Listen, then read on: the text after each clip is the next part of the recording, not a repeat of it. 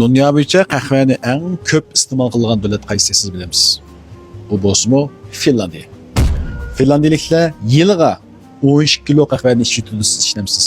Buning o'zi nima degan chaqda bir kunda bir kishi 4 stakandan 5 stakangacha qahva ichadi. Finlandiyaliklarningki o'ttirchi yashi 81 yosh. Bu dunyoning oldin qator turdi degan gap. Unda esa Osiyo rayoniga qaraydigan bo'lsak, Yaponiya. Yaponiya Osiyo rayonidagi qahva ichish miqdori birinchi davlat. Ularning o'ttirchi yashi degan chaqda 84 yosh. Bu dunyo bo'yicha birinchi o'rin turdi. Agar qahva ziyon qilgan ish bo'lsa, mushu davlat kishilar baldir o'lib ketsa bo'ldi. Unda esa siz qahvani to'g'ri ichdingizmi, to'g'ri ichmadingiz? Bu eng muhim bir masala. Buning avval sharti bo'lsa, yangi qo'rilgan sap qahvani yangi qahva urug'ini ichish. Tadqiqotdan shuni isbotladiki, kunda yangi qo'rilgan 2 stakandan 4 stakangacha qahva ichib bo'lgan chaqda bizning kasal bo'lish nisbatimizni tuvanlashtirdi. Qahva o masala emas. Masala sizning qonda qahva ichishingizda. Buning birinchisi yangi qo'rilgan urug'ni ichish.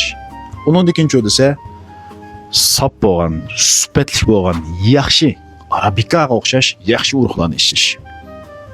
Masalan, ilpesa siz ichgan qahvaga, masalan, shakar salsak yoki jijimo, üzümlük meyveli yoki kush qo'shilgan bir o'xshash tezlikchan qahva, surun kahve ichsak, buningda bizning bedenimizga foyda qilmaydi, aksiya u ziyon qildi.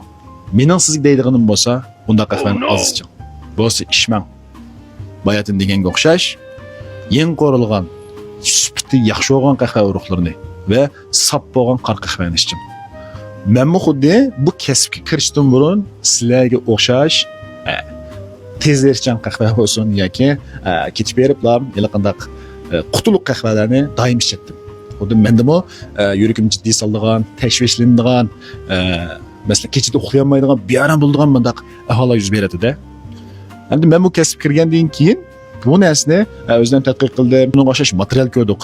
Endi biz qahvani to'g'ri ichish uchun qanday qilishimiz kerak degan chaqda biz yangi qo'rilgan urug'larni ichishimiz kerak. Sap bo'lgan, yaxshi bo'lgan sifatli qahvalarni ichishimiz kerak. Bunda bo'lgan chaqda bizning yuragimiz, miyamiz og'riydigan, tashvishlanadigan, masalan, cho'lib bo'ladigan, kechada uxlayolmaydigan undaq ahvollar yuz bermaydi ekan. Masalan, kechada uxlayolmaslik uchun biz cho'qim qahvani kunduzda yoki tushdan keyin tarafda emas, tush tarafda yoki tushdan keyin soat 2 dan burun ichsak, bu bizga foyda qildi. Buni siz xato ichib bilib yoki xato bo'lgan, biz abiyan tavsiya qilmagan ichsangiz bo'lmaydi degan narsani ichib olgan bo'lsangiz, bu sizga foyda qilmaydi. Shuning uchun to'g'ri iching, bu sizga foyda qilsin. Unda esa inkas rayoniga o'zingiz qanday qahva ichyapsiz? Burun qanday qahva ichdingiz, hozir qanday qahva ichyapsiz? Inkas rayonini ko'rishaylik, o'zingizdagi ahvollarni deb beqing, biz buningda biz fikrlashib boqaylik.